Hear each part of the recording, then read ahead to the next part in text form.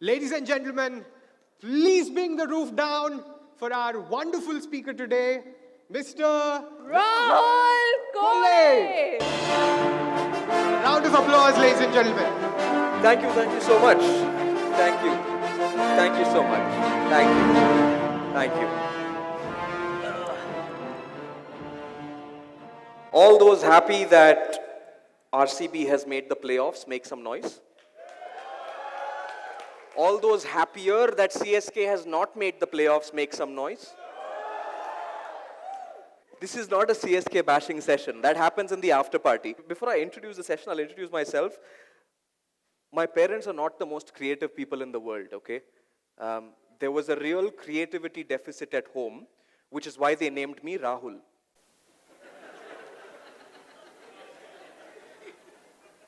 I was born in the 90s.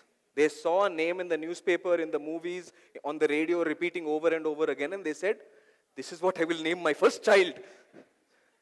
Luckily, I have a more uncommon surname. How many of you here are Kannadigas from Bangalore? My surname is Kolle, so don't mess with me. So for those of you who don't know what my surname means, it means murder. The session today is going to be, like the MCs introduced, something that you've all been practicing for a long time, but maybe you just didn't know it. We'll try to explore it in a little bit more detail, but before that, I want to get to know you all. How many of you here in the audience unemployed? Okay. 5 people at the back confidently raising their hands. That's fine. That's completely fine. People who have on their LinkedIn stealth startup, also raise your hands. I'm joking. This is actually about an image I have on my screen which says closing down. This reminds us of a time, actually this reminds us of many different times in the history in our past, right? The most recent time was the pandemic. 6 years ago, and we've already moved on pretty quickly. We've assumed that none of that ever happened. Let's forget, it's a bad episode in our life. It's not to be remembered anymore. But my favorite biryani restaurant closed down and never recovered after that. I had to switch my biryani choices to a more populist choice called Meghana Biryani. Many businesses closed down. People I knew well personally who took on the entrepreneurship choice also suffered badly. People lost their jobs. People lost their lives. It was a difficult time to be alive. Constantly guessing what the next day is going to bring for us. Constantly looking at that COVID tracker every morning, looking at that spike just going upwards and upwards. But this wasn't the only time that closing down board came up. It could come up in a few days from now if the crisis in the West doesn't stop. Right? In fact, I jokingly told Nitin, who invited me here, he said, I'll send you a car, you can come. I said, no, I will take metro because our Prime Minister has said so. But there is a genuine fuel crisis at play here, and who knows what that's going to bring for us in the next 1, 2, 3, 4 months. Who knows? We are obliviously sitting here in a comfortable 5-star hotel enjoying a lovely event, but the future could bring anything in store for us. But this wasn't the only time also. Even in 2008, when many of us, I was in school in 2008. It was the financial crisis, the global financial crisis. There was a meltdown happening across the world. Many companies shutting down, many banks shutting down. But in the midst of it all, there were 3 unemployed people who had on their LinkedIn stealth startup. And this is a story about those 3 people. And their names, in fact, actually, instead of showing you their names, I will show you their picture. These 3 gentlemen, you may have seen them before, you may not have. If you've seen them before, shut your mouths. Don't tell the people next to you. Okay? Their names were Nathan Blakarczyk, Brian Chesky, and Joe Gebbia. Now you may recollect who these people are. They were 3 people with a really expensive degree, living in a really expensive part of the world, with debts mounting, jobs non-existent to pay for it, and living a difficult life. They lived in the most expensive part of the world, not Whitefield. Whitefield was a, marshy land back then, okay? This wasn't Whitefield, this was actually Silicon Valley. This was San Francisco, right? This was where melting pot of different companies. They had graduated, they were living in an overpriced apartment. didn't have rent to pay for the next month. And they thought, boss, kya kiya jaye? And then they saw an advertisement, just like Coronation on Instagram, right? It's been fire on Instagram. Everybody's been talking about it. There was a youth conference happening in their part of town in Silicon Valley. And they thought, youth conference? What do the youth and we have in common? We're both broke. We both don't have money. Let's share each other's sorrow. If it's a youth conference, people are going to be traveling from across the United States to come and attend. Hotels are outrageously expensive, prohibitively expensive, cannot touch them. So what do? We have 3 bedrooms. For one weekend, 2 people will share 1 bedroom. The 3rd bedroom, we will just let it out. But we don't have a mattress in that room. So let's do one thing. Let's go to Walmart and get an inflatable air mattress. Inflatable air mattress, we'll get 3 of them. We'll put it in that guest bedroom. We'll get people to come and stay. And we'll charge them $100 per person for the weekend. That's $300 in total, which is surprisingly the exact amount of money that was due for rent the next month. Okay, so it was a perfect plan on paper. They asked a question, no? How many of your plans actually succeeded? So this is where the rubber meets the road and you see if it's going to succeed or not. Will you, in your right mind, pay $100 to sleep on someone else's floor on an air mattress? I don't think so. What if that person turns out to be a psychopath? And his surname is Kolle? Don't know. So they said, let's sweeten this deal. We will give them breakfast in the morning. Eggs sunny side up. Or eggs Benedict, whatever. We'll also give them an itinerary of how to spend time in San Francisco, and we'll book them on a double-decker bus which will take them around the city and show them a tour of the city. Now will somebody pay $100? Maybe. Still not a yes, but maybe. They stuck flyers everywhere in the city, and 3 bakras actually came. And they stayed. And they had a lovely experience. They paid $300. And just like that, rent for the next month and a startup idea was born. A light bulb went off. And this idea was called airbedandbreakfast.com, which we now know as Airbnb. Okay? So they applied to a startup school called Y Combinator. They applied. Y Combinator deal is very, very, very simple. You get a bunch of funding, go build out your idea. See what the world says.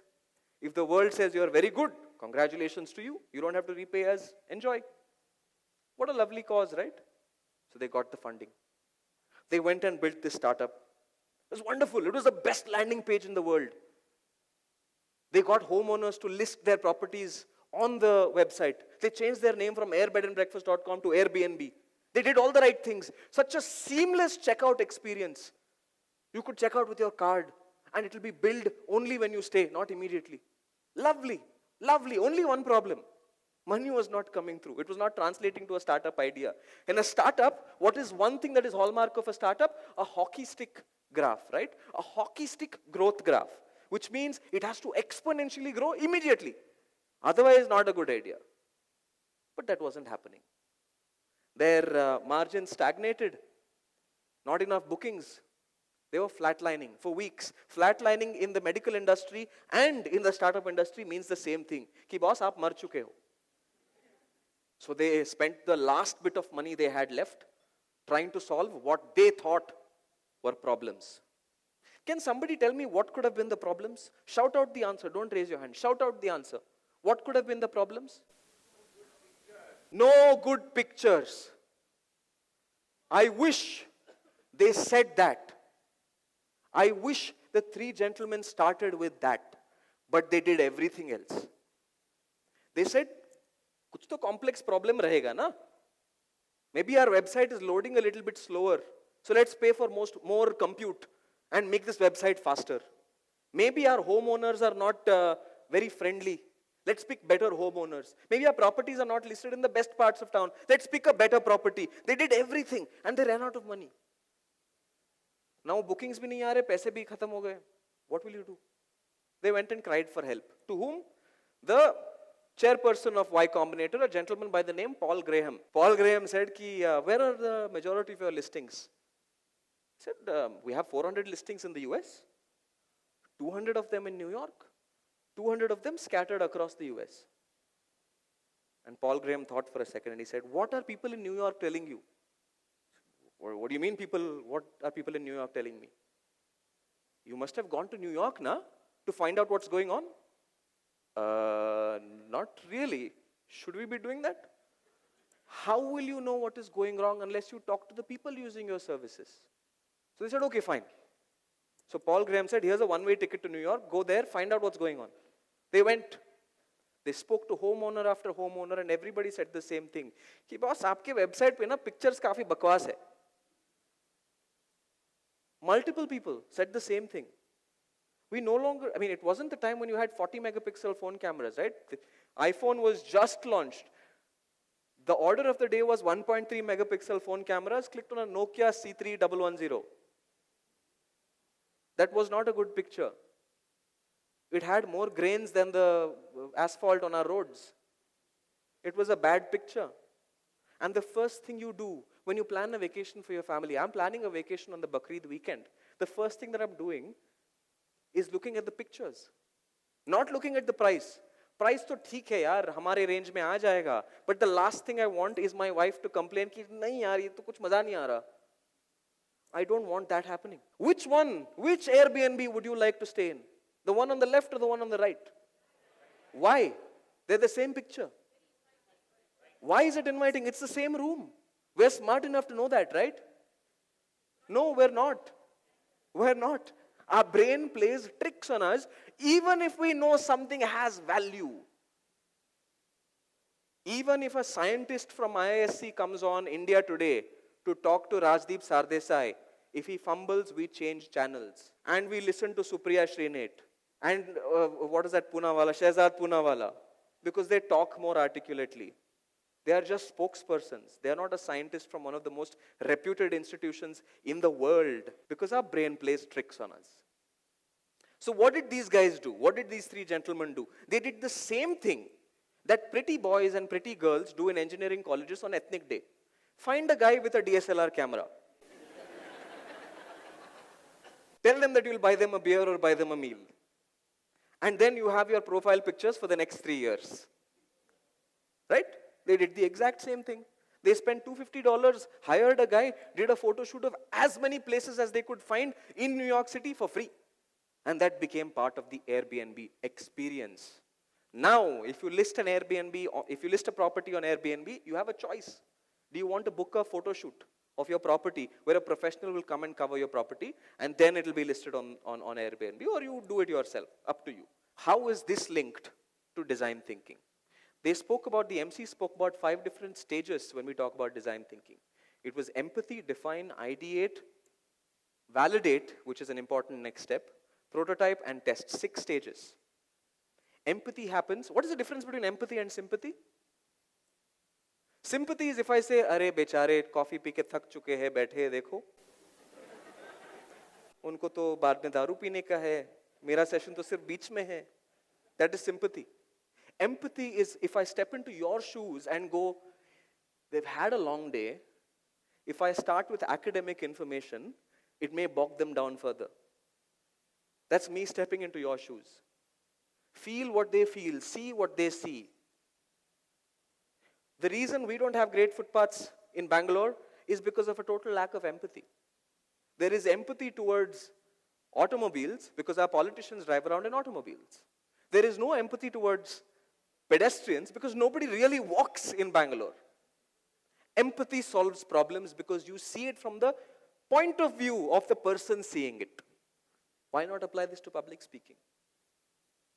Defining a problem. Collect all of the pain points of your users, in this case my audience.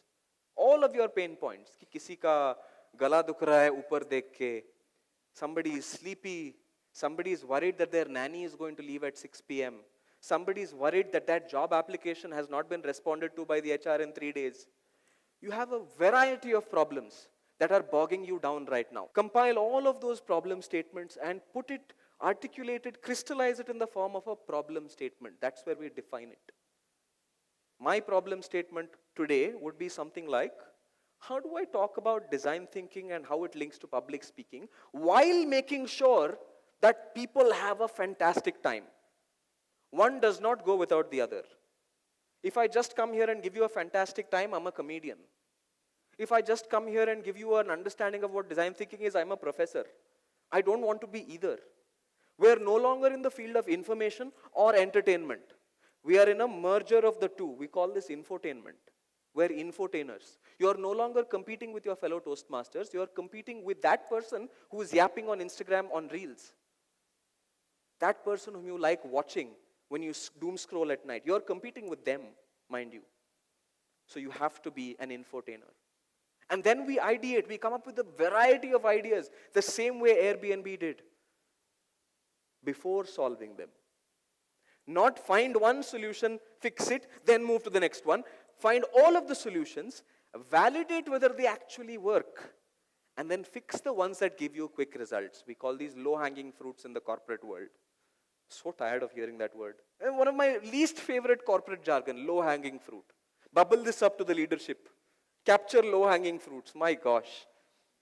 We actually had a small deviation, okay? You're okay with a small deviation, but it's a story worth telling, I promise you. We were running a design thinking workshop at Cisco for the leadership team. My co-facilitator had a chronic obsession with the word awesome. Bro, how are you? Awesome. How was the workshop? Awesome. How was your weekend? Awesome. If everything is awesome, then what is awesome? Nothing is awesome. So that day I went up to him and I said, bro, you're using this word too much. Just for kicks, I will take a sip of water every time you say awesome. So he said, dude, I don't say it so much. Of course not. You're making this up. I said, okay, we'll see. I'll take a sip every time you say awesome. So he was so tormented by this whole thing I was doing. He went up, he began engaging the audience, and there was one lady who walked in late. She was a senior manager. She had just come back from maternity leave. It was her first day back. She saw the calendar invite and walked into the room. She walked in late, and he said, why are you late, ma'am? She said, I just had a child and I'm back from maternity leave. Every nerve and fiber in his body asked him to say awesome. But his reply was, oh, good. Where awesome ko use karna tha, you used good. That's what happens when we frequently use words, they lose their meaning. Where were we? We were talking about ideation of, problems, coming up with solutions. There's three levels that every user goes through. It's a journey that they go through, okay? How many of you here have used Tinder before? Don't be shy, raise your hands. We've all been there. One lonely night, 1 a.m., dost, situationship, close friend not replying to you. So you looked for companionship on the Play Store, and the first app that came up was the God-forbidden Tinder. You've all used it? You've all used Uber, Namaya, a variety of different apps.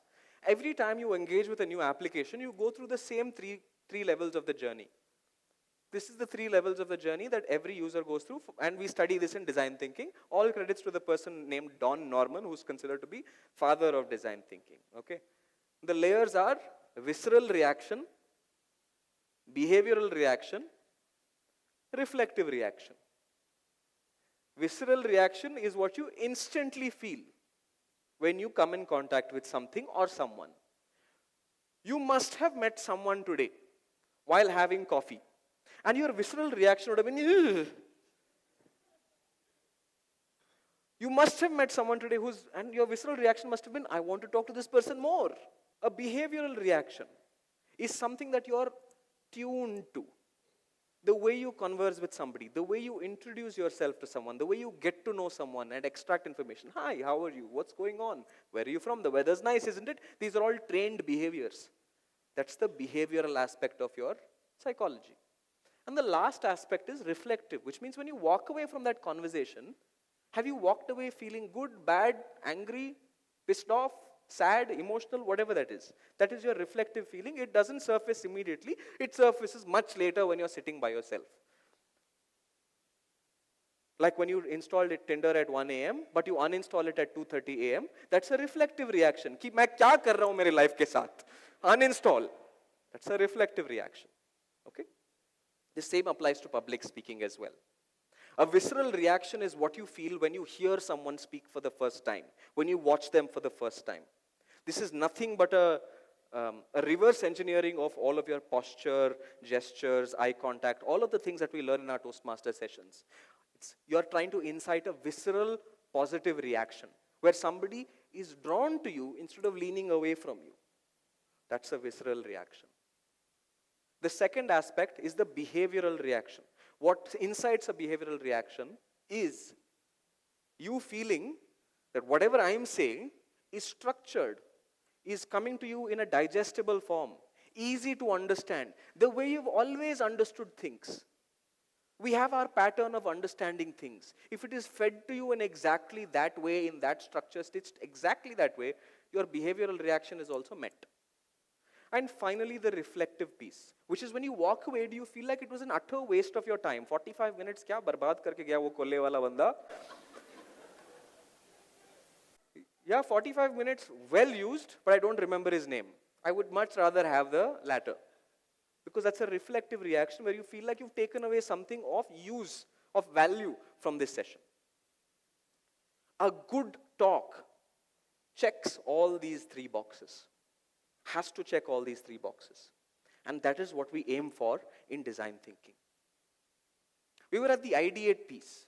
When we move from the ideate piece, I actually have a slide on this. I don't know if I should bring it up. There you go. After the ideate piece, before you actually set your talk together, before you actually build that presentation, you need to validate your ideas. I said that was the fourth stage of design thinking. What does validating your ideas mean? For example, I could have a bunch of ideas today. I could have structured this talk in any number of ways. The content that I'm putting together, the way I'm saying it, I need to make sure it falls into what I call a holy trinity. Every idea, every solution needs to fall into a holy trinity. It's three aspects. We're all working in levels of threes today. We spoke about visceral, behavioral, reflective. Now we're going to talk about another set of threes. My ideas for today's session could have been talk about design thinking and leave it there. Talk about public speaking, leave it there. Talk about storytelling, leave it there. Talk about how to make sense of data, leave it there. Because I got free hand. Ritin told me you can talk about whatever you want. And I'm coming up with ideas in my head, right? What do I talk about? How do I say this? Should I, have slides? Should I stand behind a podium? Should I walk? Should I get down, talk to the audience? Should I walk into the audience? Number of ideas. How do you tame this monster that is your brain? By going through the validate stage. A validate stage is nothing but a Venn diagram of three aspects. Every idea needs to be desirable, which means your audience should want it. Engagement, audience interaction should be a part of my section because the audience wants it. I can't skip it. It's a must-have, non-negotiable. It has to be desirable. It has to be viable, which means it should actually give me the return on investment. If I actually engage with the audience, they should feel like they benefited from that engagement. And in return, I should feel like I did the right thing. That's viable. And it's feasible. Can I do it? Is it possible for me to do it? If this stage was 10 feet high and there were no stairs to get down, it would not be feasible for me to come down and have an interaction with the audience. It has to be all three things. And then you prototype. The way I would prototype it is, first, I have two bakras sitting here. They came with me only today. One of them is my brother, one of them is my wife. I told them about what I was talking about. I sat them down. I gave them a rundown of whatever I was saying. And I said, say it back to me. Say it back to me. Jo bhi maine bola, wapas bolo mujhko. The stuff that they remembered is the stuff that I should talk about. The stuff that they forgot, I left it out of my deck. That's a classic prototype. And I did that on the metro on the way here because I was too late to prototype it. Okay? This is the design thinking framework that I would love for all speakers to use when they go for their presentations. Now again, there is two aspects to this. It is what do you present versus how you present it. A lot of our public speaking workshops, a lot of the way we undergo training focuses on how we present things. It's your posture, voice, the life that you bring to the stage. the eye contact, the gestures, using pauses and silence instead of using verbal crutches or your ums and the ahs. We train ourselves on all of these aspects. You know that really well. You do that week on week. So I'm not going to talk about it. Your visceral response is taken care of. No problem whatsoever. Let me spend a little bit of time on what do we say? How we say it, you have it under control. What do we say? Every session that you partake in needs to make the audience feel something. Have you heard of this name, Joe Martin? Joseph Martin? Have you ever heard of this? It's a famous story. If you haven't heard the story, you will have a ball listening to it. Joe Martin worked much like me in the world of field sales. He was a salesperson at an enterprise company, used to go and meet lots of customers, fly all the time, go have meetings. He was from New Orleans, but lived in San Francisco, used to travel to San Francisco, San Diego, San Jose, New York, traveling all the time, was about 35 years old, unmarried. He was lonely in life. He had a 3-day trip to New York City. He was supposed to meet a bunch of customers and fly back to San Francisco. So he got there early. Within 2 days, his trip was done. All of his meetings were done. On the 3rd day morning, his last meeting was cancelled. So he had the 3rd day to himself. And like any man in his mid-30s looking for love, feeling lonely, he thought, I need to unwind. I need to unwind and have a good time. Like any person in his mid-30s, wanted to have a good time, he went to the corner brewery before he caught his flight. At the brewery, he sat there by himself in one of those high stools next to the bar counter, sitting there by himself, and he sees a tall, brunette woman, 5'9", wearing an immaculate dress, walk in. And his heart skipped a beat. He looked at her and he did a double take. You know what a double take is? He looked at her, and then looked again. That's a double take. Because he couldn't believe he saw a pari like her in real life. But the worst thing possible happened. She caught him staring. And what happens when somebody catches you staring? They either do the eye roll and walk away, or they come and confront you. The latter is the more difficult thing to face. She came and confronted him. Bechara, 35-year-old lonely man. Upar se now is going to get cancelled for looking at a girl. So she came up to him. And the exact opposite happened. She said, hey, I couldn't help but notice you. You were sitting here by yourself. I just think you're a really attractive young guy. Can I buy you a drink? Never happens, right? Never happens. Plot twist, Abbas Mastan. Sanjay Leela Bansali, whatever, right? She came up, she said, can I buy you a drink? And he pinched himself. He said, some girl wants to buy me a drink? Something must be wrong with her.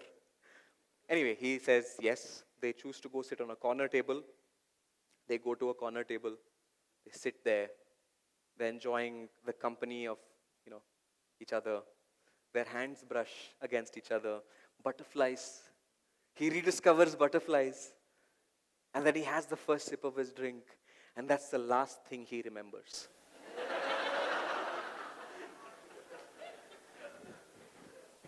That's the last thing he remembers until he wakes up the next morning in a bathtub filled to the brim with ice cubes. He panics as he wakes up.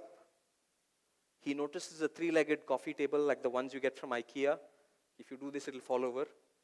And it had an analog phone, a Nokia 1100, with a note. In caps, it was written, don't panic, call 911. His hands were clumsy, and all the webbed marks from being exposed to water for too long. Picks up the phone, calls 911. The first responder was a lady. She seemed oddly calm and in control. And she said, sir, we have your location. Please don't panic. Tell us that you're okay. He said, yeah, I'm okay. I don't know where I am. Then she understood what was going on. She said, sir, don't panic. We're going to be there in 10 minutes. We'll get you. For me, can you reach out to your lower back and tell me if you have a plastic tube protruding from your lower back. And sure enough, he reaches back and there was a plastic tube. So the first responder said those horrible words, "Sir, we'll get you, don't panic, but unfortunately, you've fallen a victim to a ring of organ thieves and your kidney has been harvested." Imagine I walk away now. That's where the story ends, by the way. Imagine I walk away now. I come back 30 minutes later, or maybe at 9 p.m. when you guys are having your after party, and I walk up to one of you and I say, "Hey, what was that guy's name? The story I told you, what was that guy's name?" And you will say, "I don't know." And I say, "Where was he from?" I don't know. Where was he flying to? I don't know. Why are you asking me all these useless questions? I remember all the important stuff, okay? I remember he was flying, he was from sales, he was in this hotel, met a girl, he had a drink, and then his kidney, gone. You will remember all the important bits. And that's what matters. This story is a made-up one. It is not real. Yet, it felt real. It felt real because it felt like something. And we crave to feel something. Angry, anxious, sad, whatever that is, we want to feel. And if you don't make people feel, people don't remember. Feeling and remembering go hand in hand.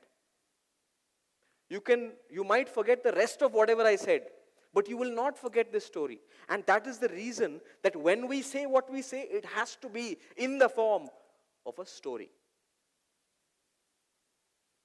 And on that note, I want to leave it with one last line. It may feel abrupt, but I want to leave it with one last line. If in your armory you have a hammer, everything will feel like a nail. You will hit everything with that hammer. But if you have a Swiss knife, you can tactfully deal with a variety of different situations. Be a Swiss knife in a world full of hammers. Use design thinking to understand and empathize with your user. Ideate and prototype what your approach is going to be like. And at the end of the day, make people feel something. Thank you.